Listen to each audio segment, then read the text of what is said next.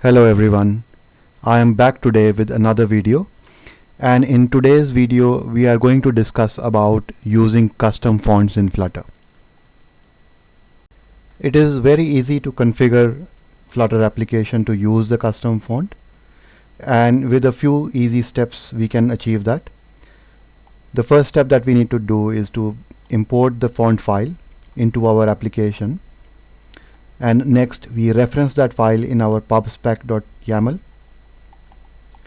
and then we can either set that font as a default font for the whole application, which we can do by setting the font family in our theme within the MaterialApp, or we can set that font in a specific widget. So let's have a look and see how this works. I have prepared an application here to demonstrate the use of the custom fonts. So the first thing that I did was to download and import the font TTF file. So I am using pacifico.ttf, which is a custom font, and I have copied it over by creating a folder called assets and then another folder called fonts, and I have copied the font file over here. The next step that I did was I imported that font file in my pubspec.yaml.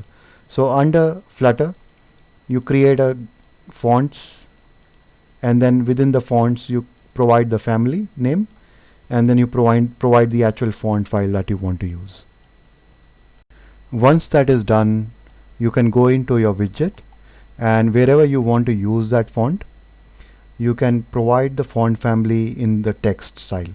So I have two text widgets over here. One text widget is just a normal widget where I am not changing anything, and then I have another text widget in which I am actually overriding the style and providing a new text style with the new font family that I have just created in my pubspec.yaml.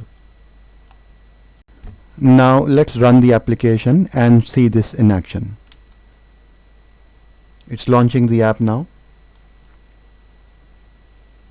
and there we go. So there's the first widget, which is the normal text, and below it is another widget which uses the custom font. So there we have the custom font demo, and this is very easy to configure, as you could see, and I have also included a link to the GitHub repository which I have created with this sample.